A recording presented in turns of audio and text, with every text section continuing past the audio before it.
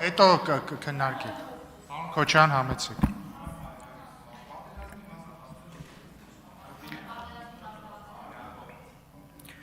Սիրելի հայրենակիցներ, քանի օր է արդեն շարունակ տարբեր թեմաներ են քննարկվում, կուզեի անդրադառնալ մի քանիսին, նախ շատ խոսվեց քարտեզի հետ կապված եւ այսպես հարցադրումներով, այսպես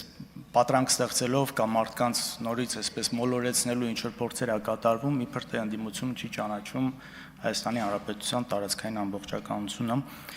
Իրականում ի՞նչն է խնդիրը կամ որտեղից է գալիս այս ամեն ինչը, նույն սահմանազատման հետ կապված, երբ որ հանձնաժողով էր ստեղծում, քննարկումներն էին, ինչ էինք մենք ասում։ Մենք ասում էինք Նիկոլ Փաշինյանը ճանաչել է Ադրբեջանի տարածքային ամբողջականությունը կոնկրետ քառակուսի կիլոմետրերով։ Այն դեպքում, երբ հակառակը չկա, եթե սխալվում եմ, կարող եք ուղղել, բայց մինչև այսօր ես չեմ լսել, որ Ադրբեջանը կոնկրետ քառակուսի կիլոմետրերով ճանաչի, այսպես ընդհանուր ձևակերպում կա որ ճանաչում են, բայց կոնկրետ քառակուսի կիլոմետրով չկա, նման բան չեն անում։ Մեր խնդիրը որն է այստեղ, նույն սահմանազատման հետ կապված մնացածի, որ այստեղ փոխադարձաբար չի գործում։ Մենք գիտենք իրենց պահանջները, որոնք են այսպես զավթողական, նաև խոսույթը, այսքան նաև այս օրերին քննարկված ադրբեջանցիների այս զավթողական քաղաքականության, ադրբեջանցիների Հայաստան գալու թեման նաև դարձավ քննարկման հարց ու ընդհանրապես ինչի է այս թեման դարձել ինչ որ քննարկման թեմա։ Ես համոզված եմ, որ գնանք 20 տարի հետ, 30 տարի հետ, 10 տարի հետ, իրանք այս նույն բաներից խոսել են, ի վերջո այդ արևմտյան Ադրբեջան կոչված իրանք կազմակերպությունը կար, մնացածը կար, բայց սա Հայաստանում չէր դառնում քաղաքական քննարկման թեմա։ Դուք էլ դրանից չէիք խոսում, իշխանություններն էլ չէին խոսում, որովհետև լուրջ չէր ընկալվում այս ամեն ինչը, որովհետև մենք ուժեղ էինք, այսպես հաղթած էինք, ոտքներս պինդ էր գետնի վրա, կար այդ վստահությունը, կար արտաքին քաղաքականությունը ճիշտ ու սա չկար։ Ու երբ որ հետո շարունակաբար տեսնում ենք, որ այնինչ նրանք ուզում են, այն պահանջները, որոնք դրվում են Մինսկի խմբի մասով, սահմանադրության մասով, դառնում է իշխանության կողմից քննարկվող թեմա եւ պահանջներին նաեւ համաձայնում, այս ամեն ինչը օբյեկտիվորեն մտավախություն է առաջացնում։ Իսկապես մտավախություն է առաջացնում, չէ՞։ Տեսնում ենք մնացած հարցերում ասում են շատ բաներ լինում է։ Իսկ ինչի՞ պիտի մտավախություն չունենանք, որ այս մասով էլ կարող է ինչ որ զիջողական բան լինի ու իմիջիալուց ես շատ ուրախ եմ, որ այսպես կտրուկ ասում եք նման բան չկա։ Բայց մի զարմացեք, թե ինչ է այդ թեման օրակարգում։ Պետք չի զարմանալ։ Այս մասով, որովհետև դա նաև ձեր քաղաքականության արդյունքում է, որ այս ամեն ինչը այստեղ դառնում է քննարկման թեմա։ Մյուս մասով ԵՄ Ռուսաստան էս ըստիս արհեստական էս դիլեման, որ կա։ Էս էլ եկեք հասկանանք, ընդհանրապես որտեղից է առաջացել սա։ Հիմա այսօր լսում էի Նիկոլ Փաշինյանը էլի հայտարարում էր այնտեղ Միշուստինի մնացածի ներկայությամբ, որ նման թեմա չկա, օրենքը ընդունել ենք, բայց նման նպատակ չունենք, երբ որ մի խոսքով էս նույն բանն է։ Կարեք բացատրեք մեզ էլի, այդ օրենքը ինչի համար ենք ընդունել։ Մենք այդ օրենքի ընդունելուց էլ ենք խոսում։ Նախ ինքը օրենքի տեսքել չունի։ Իմաստը ո՞րն է։ Անկեղծ չեմ կարողանում հասկանալ։ Ո՞րն է եղել իմաստը այդ օրենքը ընդունելու։ Լավ, այն ժամանակ էլ խոսում էինք սրա մասին, ասում էինք, որ բան չկա։ Ի վերջո լավ է եվրոպական չափանիշներին ձգտելը, նման պետությունների շատ օրինակներ կա եվրոպական, իսկապես մենք պետք է ձգտենք, շատ ինստիտուտներ փորձենք կայացնենք այս առումով, բայց դրա համար այդ օրենքը ընդունել պետք չի։ Դրա համար նույնիսկ եթե վերցնենք օրինակ Շվեյցարիայի ու Նորվեգիայի օրինակ, իրանք ԵՄ անդամ չեն, բայց երբ ուզեն այսինքն 6 ամսում կլինեն։ Այսինքն մենք պիտի ձգտենք այդ պետությունը ունենանք, որ երբ որ այսպես անենք, այդ ցանկությունը ունենանք, աշխարհակաղակական մնացած նպատակահարմարությունը տեսնենք, գնանք այդ քայլին։ Բայց ոչ թե այս փուլում արդեն, այդ չգիտեմ պրովոկացիոն օրենքն է, ինչն ընդունենք, որը Հայաստանի ժողովրդին, մեզ ոչ մեկին չի տալիս ոչ մի օգուտ։ Հակառակը դառնում է այսպես թեմա։ Ինչի համար։ Անհեռատես ասեմ, միտումնավոր ասեմ այս քայլերը բերել են նաև այս խնդիրներին, որը կա։ Տիկին Թագուհի Ղազարյանը ճիշտ է մանիպուլատիվ այսպես կոնտեքստի մեջ խոսեց իր զգացմունքներից, որ ունեցել է, որոնք անկեղծ էին միանշանակ են ինչ ինքը ասել է, իհարկե շատ այսպես հասկանալի է այն ամեն ինչ ինքը զգացել է։ բայց ես չգիտեմ օրինակ ինքը ինչ է զգացել կամ ինչ եք մտածում, ինչ են զգացել այն մարդիկ, ովքեր պատերազմի ժամանակ կորցրել են իրենց հարազատներին, հազարավոր զոհեր են ունեցել, դրանից հետո Հայաստանի Հանրապետության վարչապետը գալիս է ամբիոնից ասում է կարող ենք շուտ կանգնեցնել պատերազմը, ուղղակի նույն արդյունքը կլներ, զոհերը քիչ կլինեն։ Պատկերացնեք այդ մարդիկ ինչ են զգացել։ Կամ դուք ինչ եք զգում, երբ որ տեսնում եք զոհվածների ծնողներին այտենց կարմիր բերետավորներով քաշքշելով տանում են։ Ինչ եք զգում։ Ես ինքս կորցրել եմ քրոջս երեխային, շատ ընկերներ եմ կորցրել։ Հասկանում եք, շատ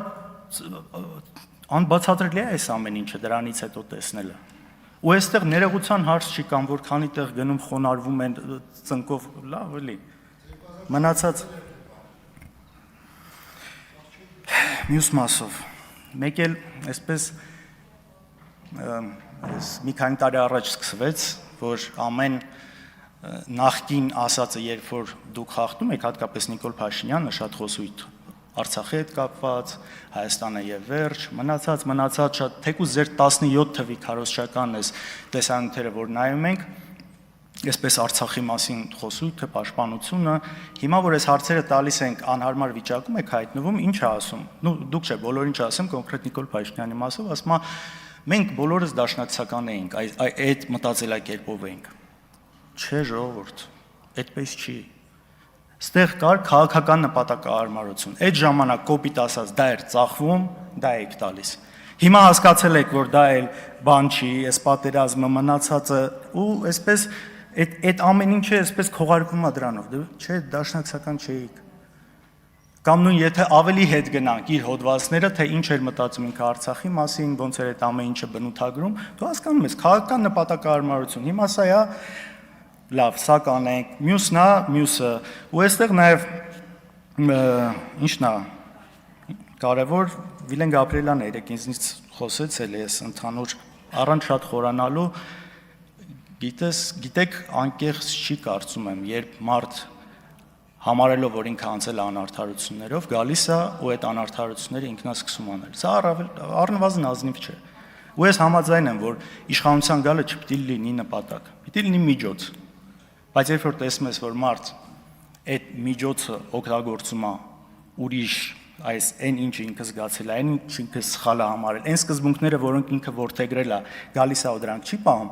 այստեղ արդեն հարց առաջանում, որ միգուցե հենց իշխանության գալն է լինում նպատակը։ Ես համաձայն եմ իմիջիայլոց մասնակիորեն նրա հետ, որ այստեղից շատ ժամանակ ես խոսել եմ ինձնից, հորիցս, ընտանիքի հետ կապված, բայց հասկանանք ինչի համար։ Ուշքս գնում է այստեղ գամ, ես խոսամ իմ հետ կապված ինչ որ հարցից։ Ձեզնից է չէ դա գալիս։ Մենք ինքներս ենք ինչքան ժամանակ ասում, որ հերիքա 8 տարի իշխանության եք։ Անընդհատ խոսում ենք, մենք ասում ենք եկեղեցու վրա հարձակում կա, չգիտեմ, 2001 թիվ։ Մենք ասում ենք անարդարություններ կան, քաղաքական բանտարկյալներ կան 2000։ Ժողովուրդ, դուք եք հիմա։ Ես համաձայն եմ, որ դա լավ չի, պետք չի։ Ու իմիջիայլոց նույնպես չի որ բոլոր ելույթները։ Շատ ելույթներն ու Նիկոլ Փաշինյանի տրված հարցերը բացարձակ ուրիշ բան էին։ Ինքն է շուտ տալիս այդտեղ տանում։ Ինչպես այստեղ շատերը։ Այս քանի օրվա օրինակը խնդրում եմ նայեք։ Ես եմ եկել խոսել մարտի 1-ից, թե դուք։ Ու մնացած հարցերից։ Էնպես որ այստեղ կարծում եմ այդքան էլ անկեղծ չի այն ինչ ասում եք, թե չէ մնացած մասով մեր ժողովրդին հուզող հարցերից խոսելը միշտ մեր համար ակտուալ է, նախկին տարիներում առավել ևս անվտանգային հարցերն են եղել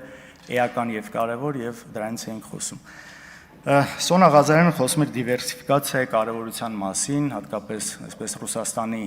հետ կոնտեքստում։ Ես նաեւ այս մասով ուղղակի հիշեցնեմ նույն 2000-ականներին ԵՄ-ի հետ առևտրաշրջանառաբերությունը շատ ավելի շատ էր, քան հիմա։ Ու հարաբերակցությունը Ռուսաստանի հետ այս մասով ձեր կախվածությունը, ձեր իշխանության ընթացքում կախվածությունը շատ ավելի է մեծացել։ Սա ուղղակի որպես ինֆորմացիա։ Ինչպես գիտեք, Հայաստան խմբակցությունը խստորեն դատապարտում է Գարեգին Բ. ամենայն հայոց կաթողիկոսի դեմ եւ սրբազան հայրերի դեմ նախաձեռնված այն ստոր հետապնդումները, որոնք իրականացնում է այս իշխանությունը եւ մենք նաեւ այսօր մեր ներկայությունն ենք ունենալու ի պաշտպանություն Հայաստանի առաքելական եկեղեցու Էջմիածնում դատարանի մոտ։ Հարություն Հարությունյան։ Դալիճում չէ։